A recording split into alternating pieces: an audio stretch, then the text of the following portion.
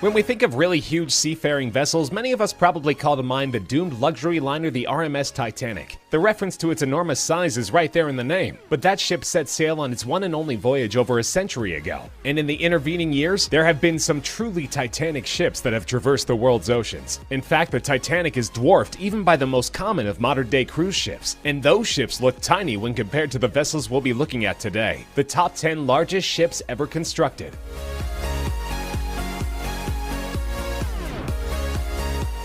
For reference, a ship's size is measured using a specific set of specifications. Of course, these generally include length and width, often referred to as beam, but also taken into consideration is tonnage, which can be measured in several different ways and is not always a measurement of the ship's actual weight. For our purposes here, we'll be looking mainly at gross tonnage, which is a standard measurement and related to the overall interior volume of the ship. By way of comparison, the mighty Titanic measured 882 feet long by 92 feet wide, with a gross tonnage of 46,328 tons. Impressive, but not even close to the specifications of the first and smallest ship on our list, the MS Vale Brasil, owned by the Brazilian firm Vale. The ship is the largest bulk carrier in the world. Construction on the vessel was completed in 2011, and it was designed for transporting iron ore from Brazil to Asia, capable of hauling enough steel at one time to construct 3 Golden Gate bridges. The MS Vale is 1,188 feet long and has a width or beam of 213 feet, with a gross tonnage rating, or GRT, of an astonishing 198,980 tons, well over 4 times the GRT of the Titanic. Vale is still in service, cutting an imposing figure along the waves of the Atlantic, but its route is highly strategic. Due to Chinese maritime laws, it is unable to enter Chinese ports, as it is simply too heavy. Distribution ports in the Philippines and Malaysia allow its cargo to reach destinations within China.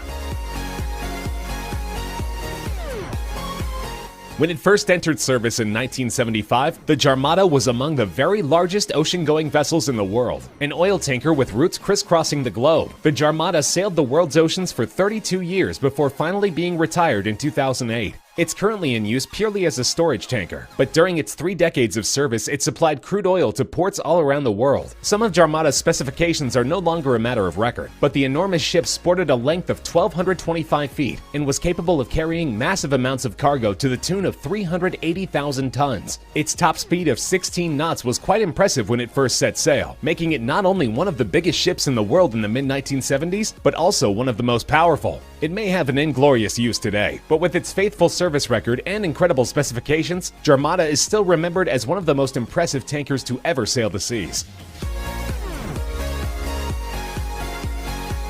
Of course, mighty as it was, the Jarmata-class vessel wasn't the only insanely huge oil tanker navigating the world's oceans in the 70s. The Globetic Tokyo supertanker first set sail in February of 1973 and distributed oil around the world for 13 continuous years. Its 1,243-foot length, longer than 4 football fields put end-to-end, and 203-foot beam made it a sight to behold, as did its distinctive black and red color scheme. Globetic Tokyo could also cruise along comfortably at a speed of 16 to 17 knots, especially impressive considering its gross tonnage rating of 238,232 tons, about 5 times that of Titanic, and deadweight tonnage or capacity of 484,000 tons, over 100,000 tons more than the Jarmata class. The Globetic Tokyo was scrapped in 2003, but at the time it first touched water, it held the title of the largest supertanker in the world. Its sister ship, the Globetic London, which set sail in 1973, had identical length and beam specifications, but amazingly it could hold quite a bit more weight, with a capacity rating which exceeded the Tokyo by a respectable 276 tons.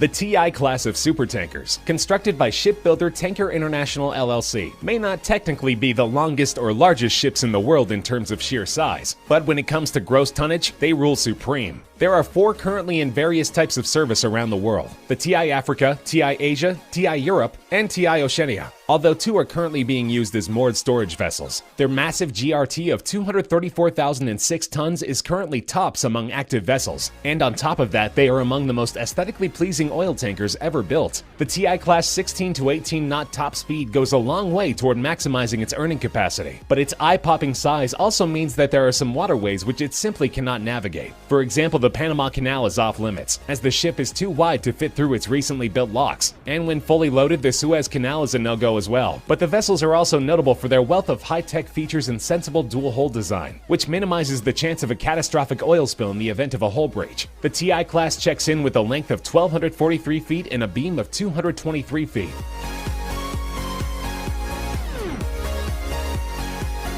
When it was launched on its maiden voyage in 2006, the Emma Mærsk was the largest container ship ever constructed. Today it has 7 sister ships, all of which are considered to be among the largest and highest capacity container freighters in the world. The vessel's astounding top speed of 25.5 knots makes it among the fastest vessels of its type in the world, and is due in part to the fact that it is powered by the world's single largest diesel engine, a marvel of engineering which itself weighs 2,300 tons and is capable of a power output of 109,000 horsepower, while burning through 3,600 gallons of fuel per hour. The Emma Mærsk boasts an impressive gross tonnage of 174,794 tons and measures 1,302 feet long with a beam of 184 feet. During the 2006 holiday season, the vessel made headlines for a whimsical reason. The press caught wind of the fact that it was bound for the UK from China, loaded to capacity with Christmas goods. It's for this reason that for only a brief time, the Emma Mærsk was known around the world as the SS Santa.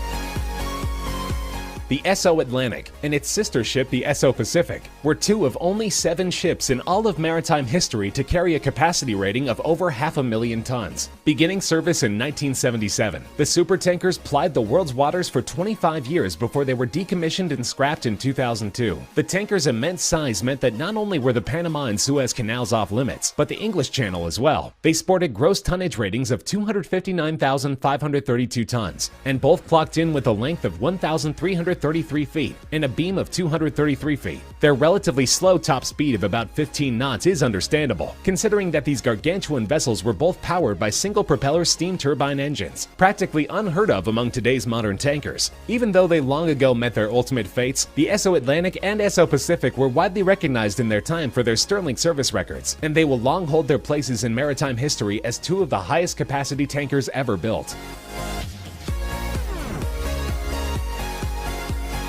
The supertanker Prairie came into service in 1979, the 4th version of the Batillus class of tankers. It was the only one among the 3 others in its class to exceed a decade in service, sailing the seas for nearly a quarter century before it was scrapped in 2003. Over all those years, the ship was also known to go by other names, such as Sea Brilliance, Hellesfoss, and most appropriately, Sea Giant. With a GRT of 274,826 tons, Prairie boasted a cargo capacity that is practically unrivaled in maritime history, somewhere between 555,000 and an astounding 604,000 tons. Its double-propeller quad-steam turbine engine system delivered only a top speed of about 16 knots, but that's still not too shabby for what is considered the 3rd largest ship ever constructed, as 2 of the entries remaining on our list were modified from their original dimensions. Prairie was a whopping 1,359 feet long, with a beam of 206 feet wide, which was challenged only by 2 other vessels. That is until 1981, when the sister ship which gave Prairie's class its name was extended.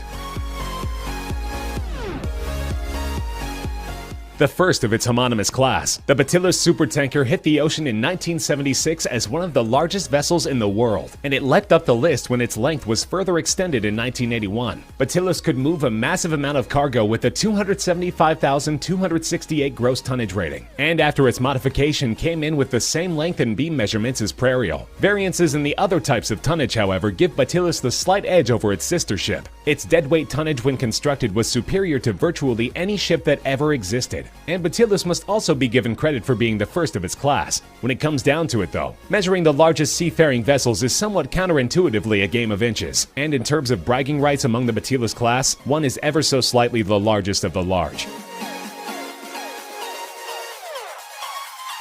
The second of the Batillus tankers built in 1976 was the Bellamia, with specifications virtually identical to Batillus, but the Pierre Guillaumat, which set sail in 1977, reigned over them all, albeit briefly. Due to the immense size of the Batillus-class tankers during a time when oil production was becoming less profitable every year, every one of them except Prairie were unprofitable enough that they enjoyed surprisingly limited lifespans. In the case of the Pierre Guillaumat, which at the time was the single largest ship by gross tonnage which had ever set sail, its entire service run amounted only to 6 short years. Pierre Guillaumat beat out its sisters in terms of size only by virtue of mere inches on the beam, make that 1 inch to be exact, sporting the same 1,359-foot length as its predecessor. compressors. Its gross tonnage rating, nearly 276,000 tons, was and remains the largest of any ship ever built, but one rival, built the same year, would take the overall title when it underwent renovation from its original already huge dimensions.